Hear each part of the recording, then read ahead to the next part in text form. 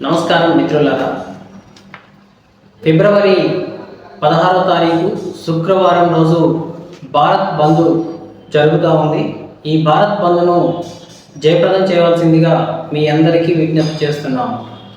ఈ భారత్ బంద్ ఎవరు చేస్తున్నారు, ఎందుకు చేస్తున్నారు అని చెప్పి ఆలోచిస్తే భారతదేశంలో ఉన్నటువంటి కార్మిక సంఘాలు, రైతు సంఘాలు, కూలీ సంఘాలు, సాధారణ పేద ప్రజలు తమ హక్కుల సాధన కోసం ఈ భారత్ బంద్ను చేస్తూ ఉన్నారు. ఈ భారత్ బంద్ యొక్క ప్రధానమైనటువంటి డిమాండ్స్ ఏమిటి అంటే, భారతదేశంలో వారసత్వంగా వస్తున్నటువంటి సంపదను ప్రభుత్వ రంగ సంస్థలైనటువంటి బొగ్గు గనులు, బిఎస్ఎన్ఎల్, భారతీయ రైల్వే, భారతీయ విమానం, భారతీయ షిప్ యార్డ్స్, ఇంకా అనేక రకాల ప్రభుత్వ రంగ సంస్థల్ని కార్పొరేట్ కంపెనీలకు కారు చౌకగా నరేంద్ర మోడీ ప్రభుత్వం కట్టబెడుతూ ఉంది. దీనిని పూర్తిగా వ్యతిరేకిస్తూ ఈ బంద్ నిర్వహించడం జరుగుతూ ఉంది. 2022-23 ఆర్థిక సంవత్సరంలో కార్పొరేట్ కంపెనీలకు నరేంద్ర మోడీ ప్రభుత్వం 2,18,000 కోట్ల రూపాయలు ప్రజాధనాన్ని వాళ్ళ అప్పులు తీర్చడం కోసం చెల్లించారు. అలానే ఈ దేశంలో ఉన్నటువంటి కార్మిక హక్కులను కాలరాస్తూ కేంద్ర ప్రభుత్వం 3 చట్టాలను, 24 చట్టాలను 3 కోడ్లుగా మార్చి కార్మికులకి హక్కులు లేకోకుండా చేసేటటువంటి ఒక నీచమైనటువంటి కుట్ర చేస్తూ ఉంది. బ్రిటిష్ కాలంలో కూడా కార్మికులకి హక్కులు సాధించుకున్నటువంటి పరిస్థితి ఉంది. అలాంటి హక్కులను కూడా ఈరోజు నరేంద్ర మోడీ ప్రభుత్వం హరిస్తూ ఉంది. కాబట్టి దీనికి వ్యతిరేకంగా కార్మిక వర్గం కదులుతూ ఉంది. సాధారణ పేద ప్రజలు వాడుకునే రోజువారీ వస్తువులపైన పాలు, మందులు, ఇంకా ఆహార పదార్థాలపైన బీజేపీ ప్రభుత్వం 30 నుండి 52% జిఎస్టీని పెంచి నిత్యావసర వస్తువుల ధరలను విపరీతంగా పెంచుతూ ఉంది. నిజ వేతనాలు పడిపోతూ ఉన్నాయి. కాబట్టి దీనికి వ్యతిరేకంగా ప్రతి సాధారణ పౌరుడు కూడా ఈ బంద్లో పాల్గొనాలి. ప్రతి పేదవాడి అకౌంట్లో 15 లక్షల రూపాయలు వేస్తామని, నల్లధనాన్ని వెలికి తీసుకొస్తానని మోసం చేసినటువంటి కేంద్ర ప్రభుత్వాన్ని నిలదీయడం కోసం ఈ బంద్లో పాల్గొనాలి. ప్రతి సంవత్సరం 2 కోట్ల ఉద్యోగాలు కేంద్ర ప్రభుత్వం ఇస్తానని చెప్పేసి యువతను మోసం చేసింది. కాబట్టి యువత మొత్తం ఈ బంద్లో పాల్గొనాలి. భారతదేశంలో ఉన్నటువంటి ప్రజలని నిలువున దోపిడీ చేస్తూ పెట్రోల్, డీజిల్ ధరలను విపరీతంగా పెంచి ఈరోజు సాధారణ ప్రజల యొక్క నడ్డి విరుస్తున్నటువంటి పరిస్థితిని మనం గమనిస్తూ ఉన్నాం. కాబట్టి సాధారణ ప్రజల డిమాండ్ల సాధన కోసం, సాధారణ ప్రజల పట్ల కేంద్ర ప్రభుత్వ వ్యతిరేక వైఖరికి నిరసనగా రైతులు, కూలీలు, కార్మిక వర్గం అంతా సంయుక్తంగా కలిసి ఈ బంద్ని జయప్రదం చేయాలి.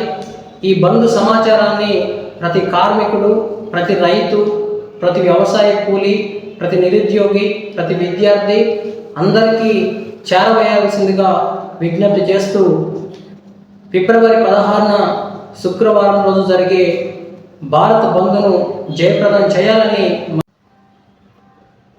నమస్కారం మిత్రులారా. 2024 సంవత్సరం ఫిబ్రవరి 16వ తారీఖు నాడు శుక్రవారం రోజు భారతదేశం మొత్తం దేశవ్యాప్త బంద్ జరుగుతూ ఉంది. ఈ బంద్ యొక్క ముఖ్య ఉద్దేశం కార్మికులు, రైతాంగం, సాధారణ పేద ప్రజలు సమస్యల పట్ల కేంద్ర ప్రభుత్వం యొక్క నిర్లక్ష్య వైఖరికి వ్యతిరేకంగా దేశవ్యాప్త బంద్కు పిలుపునివ్వడం జరిగింది.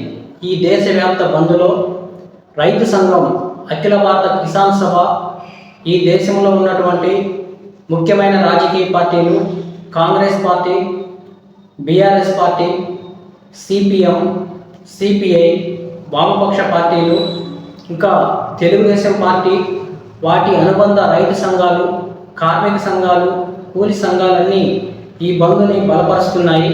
ఈ బంద్ను జయప్రదం కోసం కృషి చేస్తూ ఉన్నాయి.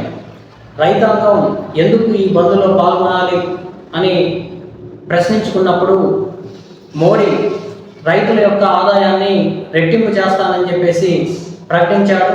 కానీ ఇంతవరకు రైతుల ఆదాయాన్ని రెట్టింపు చేసే పని చేయలేదు. పైగా వ్యవసాయాన్ని రైతాంగం నుండి దూరం చేసి వ్యవసాయ రంగాన్ని కార్పొరేట్ కంపెనీలకు అప్పచెప్పేదానికోసం అవసరమైన నల్ల చట్టాలను తీసుకొచ్చాడు. దీనికి వ్యతిరేకంగా సంవత్సర కాలం పాటు రైతు సంఘాల ఆధ్వర్యంలో అనేక ఉద్యమాలు నిర్వహించడం జరిగింది. ఆ ఉద్యమాల తర్వాత కేంద్ర ప్రభుత్వం దిగొచ్చి ఆ చట్టాలని వెనక్కి తీసుకుంటామని చెప్పేసి ప్రకటించింది. కానీ ఈరోజు కూడా ఆ చట్టాలతో ఉన్నటువంటి ప్రమాదం తొలగిపోలేదు. కాబట్టి రైతాంగం డిమాండ్ చేస్తుంది ఏంటంటే రైతుల్ని రుణవిముక్తుల్ని చేయాలని, రైతు పండించినటువంటి పంటకు ఎంఎస్పి కనీస మద్దతు ధరను అందించాలని చెప్పేసి డిమాండ్ చేస్తూ ఉన్నారు.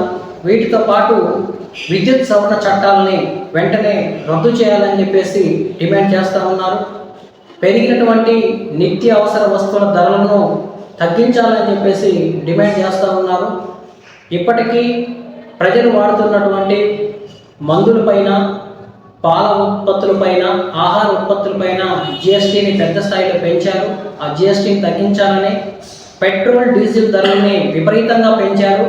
పెట్రోల్ డీజిల్ గ్యాస్ ధరల్ని తగ్గించాలని ఇంకా పలు రకాల డిమాండ్లతో ఈ భారత్ బంద్ జరుగుతూ ఉంది. ఈ భారత్ బంద్ కేవలం కూలీల సమస్యలు, రైతుల సమస్యలు, కార్మికుల సమస్యలు మాత్రమే కాదు. నరేంద్ర మోడీ అధికారంలోకి వచ్చి 10 సంవత్సరాలైన సందర్భంగా 10 సంవత్సరాల క్రితం ప్రతి సంవత్సరం 2 కోట్ల ఉద్యోగాలు ఇస్తానని చెప్పి యువతను నమ్మించారు. కానీ ఈరోజు వరకు కూడా ఆ 2 కోట్ల ఉద్యోగాలు ఇవ్వడం లేదు.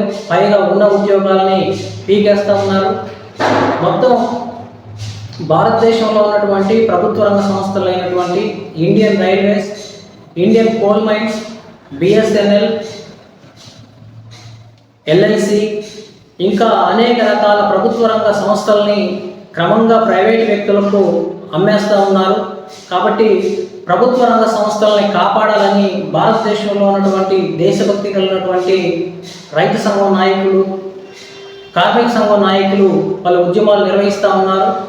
కాబట్టి భారతదేశ వారసత్వ సంపదను కార్పొరేట్ కంపెనీలకు కట్టబెట్టొద్దని చెప్పేసి డిమాండ్ చేస్తూ ఈ బంద్ జరుగుతూ ఉంది.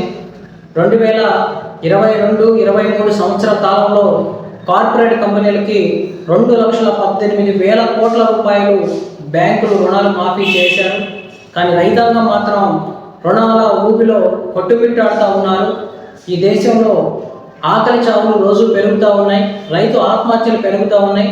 వీటన్నిటినీ వెంటనే సమస్యలు పరిష్కరించాలని కోరుతూ ఈ భారత్ బంద్ జరుగుతూ ఉంది. కాబట్టి గ్రామీణ భారత బంద్ను జయప్రదం చేయవలసిందిగా ప్రతి ఒక్కరికి విజ్ఞప్తి చేస్తూ ఉన్నాం.